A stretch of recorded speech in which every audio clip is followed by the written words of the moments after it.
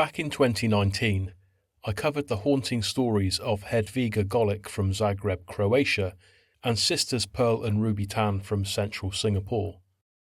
These women were found deceased in their homes and seemingly forgotten by the outside world for years. Cases like these are happening more often, it seems. It's been 5 years since my last video on the subject, and in that time alone, numerous new cases have arisen. I've been meaning to revisit the subject for some time, because as grisly and downright sad as these cases are, the thought that a human being, once a member of society with a life and loved ones, can simply die and deteriorate mere meters from the commotion of the modern world passing them by year after year, both chills me to the bone and piques my ever-morbid curiosity. For this video, I have chosen to look at a 2019 story from Madrid. This is the case of Isabel Rivera.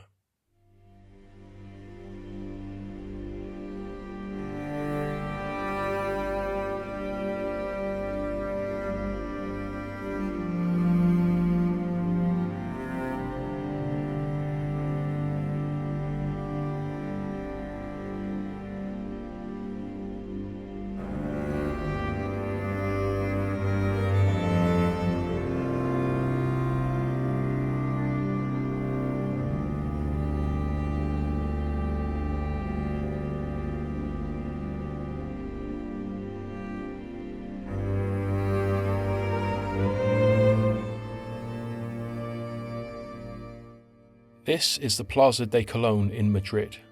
4 miles northeast from here is the Arturo Soria neighbourhood. Within that neighbourhood is José del Hierro Street. This is apartment block number 51. Up until the mid-2000s, this building and its residents were tended to by a uniformed doorman. The last doorman to hold this position was a man named Don Antonio. But in 2004, when an intercom was installed, Don was let go. His mild-mannered interactions with occupants and their visitors were a thing of the past.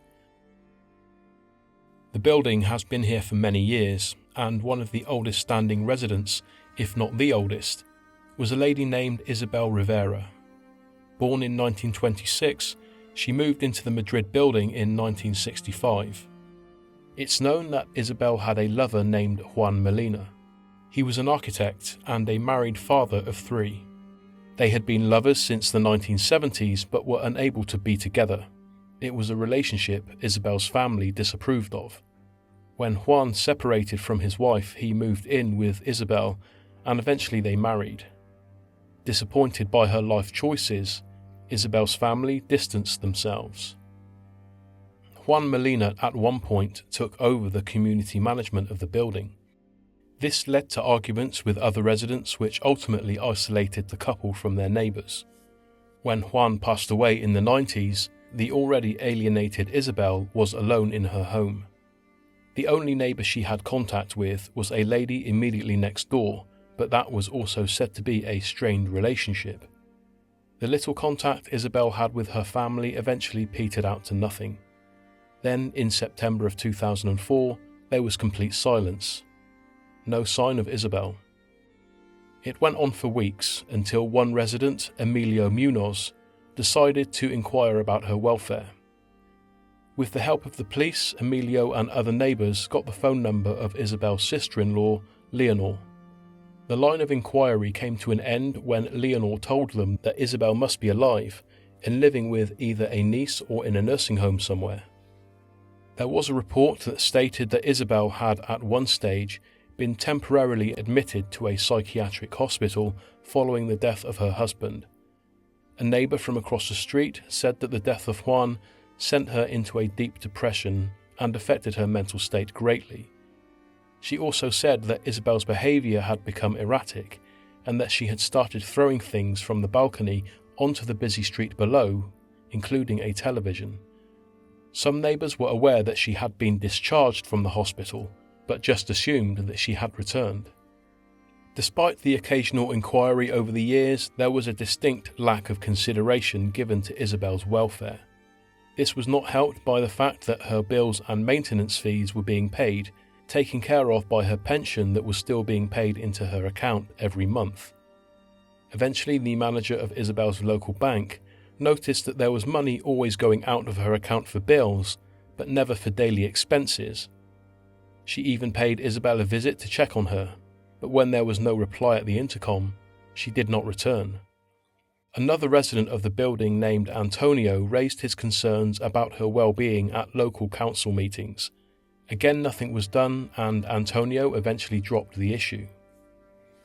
In January of 2014, 10 years since she had been seen, the now 73-year-old Emilio Munoz noticed that when the Christmas lights had been taken down from outside the building that year, there was a cable running from Isabel's apartment to a nearby streetlight.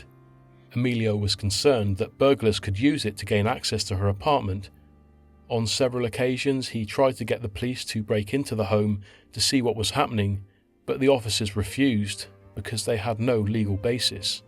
They were told that unless it was requested by a family member, they could only break in the event of a fire or flood. In the end, it was Isabel's niece who raised the final alarm. By now, it was October of 2019. She said she had been thinking of her aunt, whom she hadn't seen for many years. She contacted as many of the family as she could and made inquiries. She could not find any confirmation that her aunt was in a hospital or mental institution, so she tried to enter the apartment, but Isabel had locked herself in.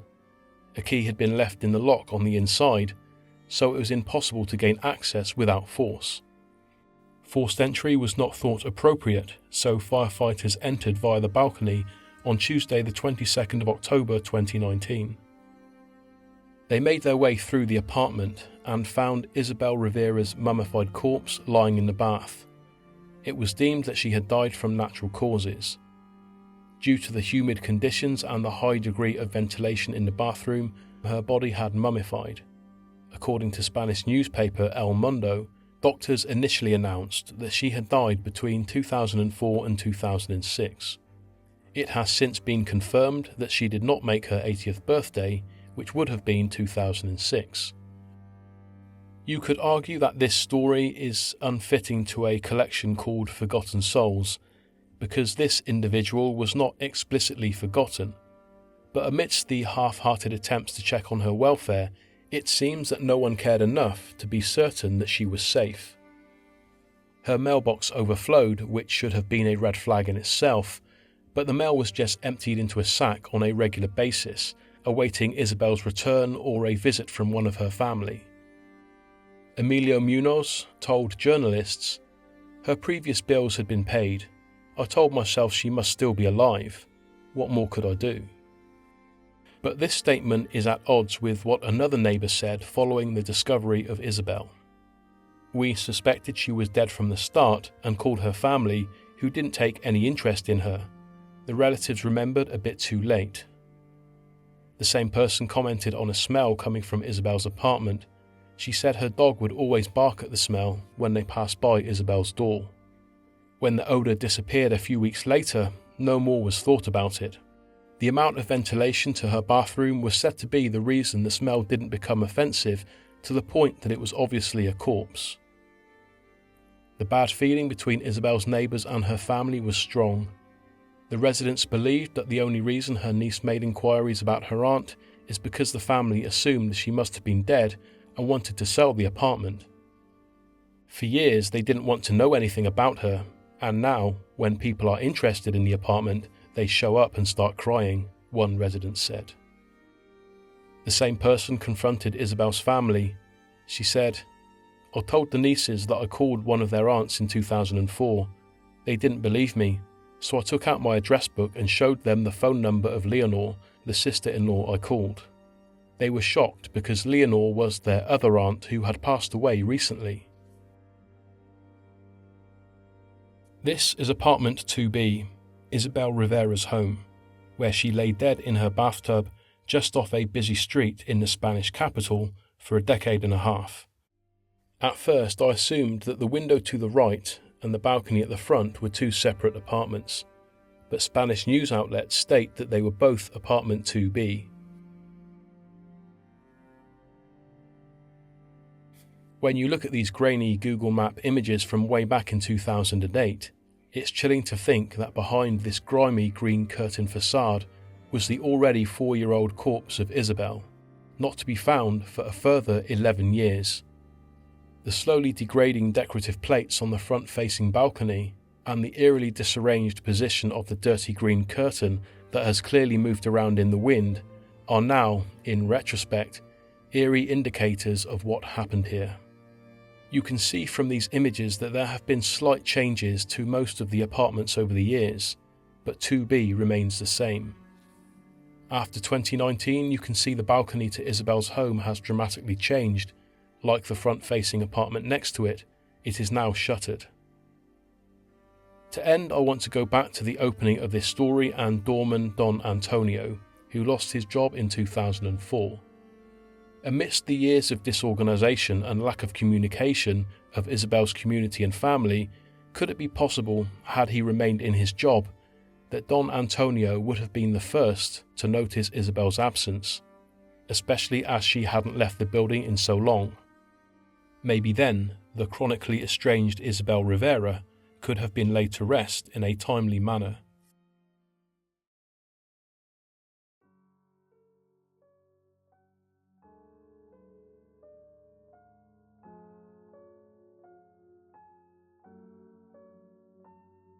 As I was finalising this video, I found out about 83-year-old Amanda Jospe, who died of natural causes in 2014. The retired psychologist was found in April of 2019, only 6 months before Isabel, and just 2 miles away in Madrid's Salamanca district. There are many cases like this, both historical and recent. It is an international problem, certainly not helped by the overpopulation of our cities and modern society's disregard for the people around them. No single case is more important than another, of course, but there is one story that, thanks to a 2011 documentary, has become very well known.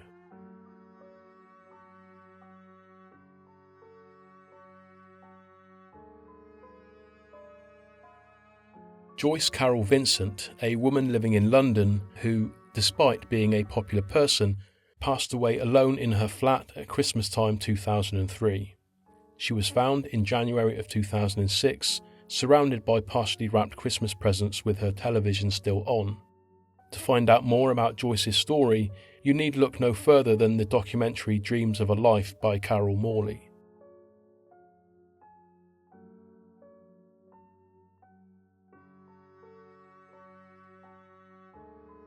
David Carter, like Joyce, was said to be well known.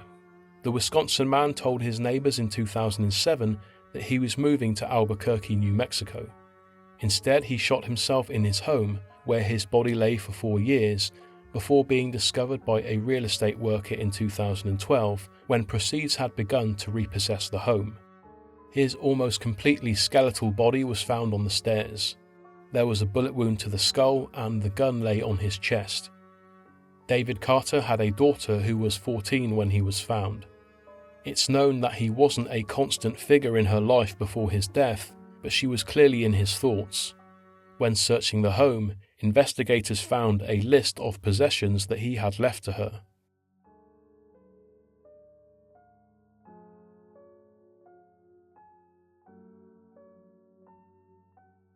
In October of 2012, the skeletal remains of Alberto Rodríguez Martínez was discovered in Lille, France, 15 years after he had died.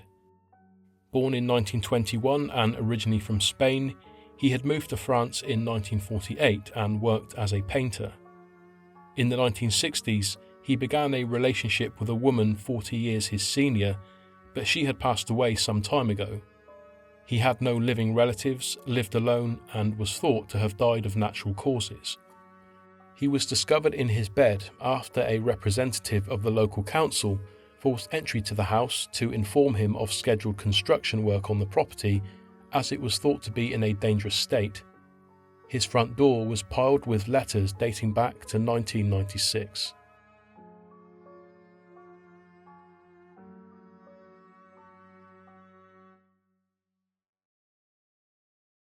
In 2013, the new tenant of an apartment in Bussy-Saint-Georges, France, discovered the body of the previous resident. The dead man's name was Thomas Ngin, and he was originally from Cambodia. It was determined that he had died 8 years earlier from self-inflicted hanging. The last time Ngin was seen was in 2005. He was 42 years old and worked locally as a security guard. It appears that he had a crippling debt problem, and to make things worse, he lost his job. He had family 45 miles away in the Val d'Oise region, but lost contact with them after an argument. It's believed that he died soon after this. His creditors seized the home in 2013 and sold it at auction. It's a familiar story. His family made some effort to make contact with him over the years, but not enough to realise his fate. His mailbox was said to be overflowing, and neighbours assumed he had simply returned to Cambodia.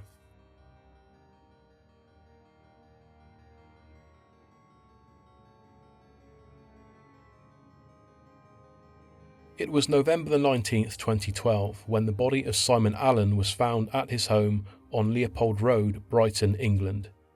Mr. Allen was found by cleaners who had been hired by his landlord. 11 days earlier, his landlord had entered the property in the hope of settling numerous unpaid bills, but apparently he didn't notice Simon's body, although there must have been a strong enough smell for the deep clean to be ordered. Mr. Allen was found collapsed behind an armchair. He was naked apart from his socks. A cause of death could not be found, but the coroner concluded that he had passed away in December of 2010 at the age of 50. His neighbour Paul Hanscom said, "He was a heavy drinker.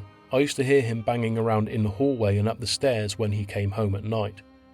Another neighbour said, "There was a slight musty smell in the hallway, but nothing strong." None of Simon's family could be traced.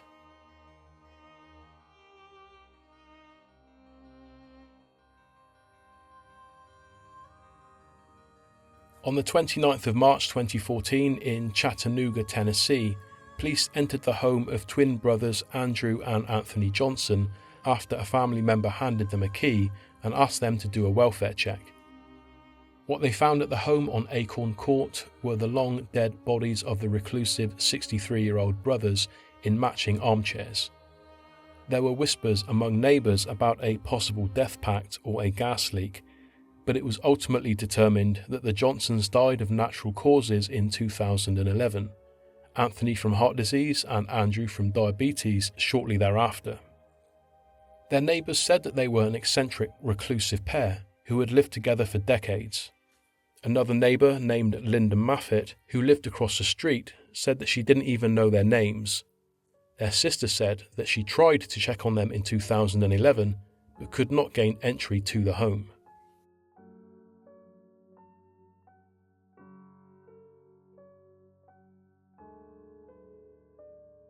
In Senden, Germany, on the 20th of September 2019, firefighters entered the cellar of a home occupied by a man known as Heinz H.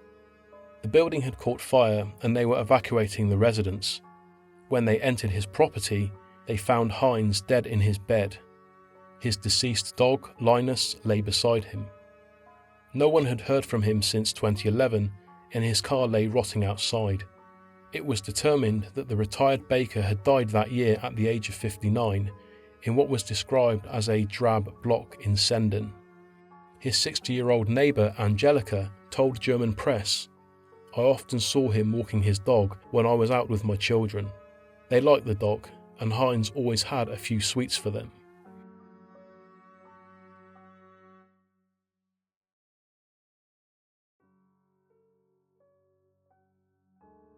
By 2011, Natalie Wood's terraced house in Surrey Hills, Sydney, Australia, had suffered severe water damage and a tree was growing through the top window. In a case dubbed "The Woman Sydney Forgot," Miss Wood was discovered in her bedroom by police in July of 2011, having died of a brain tumour in early 2004. Natalie, who had lived in the house since her birth in 1924, was a recluse and she lived in a poor state. There was no mattress in the house, no television and no fridge. She had a brother who had suffered with dementia and passed away in 2009. Her sister-in-law, Enid Davis, who was making a claim on the property, said that the only reason she lost contact with Natalie is because of her husband's illness. The last time anyone saw Natalie was in January of 2004. Neighbours told police that they thought she had moved away and that the house was vacant.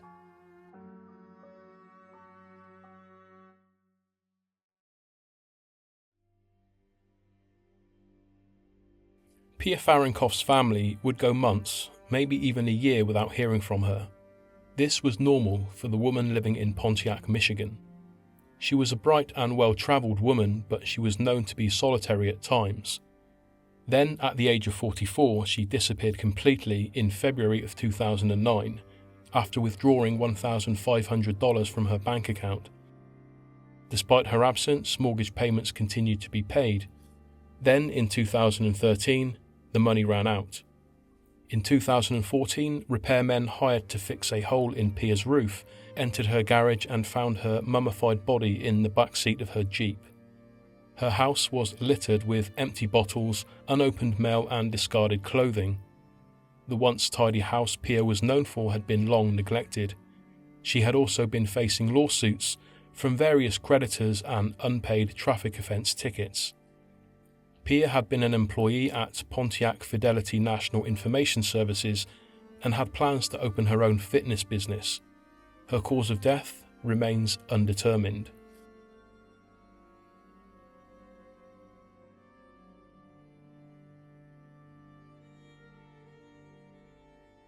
In 2007, in the German city of Essen, the skeletal remains of a man were found in his bed after nearly 7 years. The unnamed man was 59 when he passed away. Authorities say that he most likely died of natural causes in November of 2000 because that's when he received a letter from the welfare office which was found in his apartment. Cigarettes were found next to the dead man's bed, along with an open television guide and Deutschmark coins which had come out of circulation in 2002. The man's apartment was in a building complex that at one time included offices and other apartments, but most of them were empty by 2007. One police officer said, "No one missed him and no missing persons report was ever filed."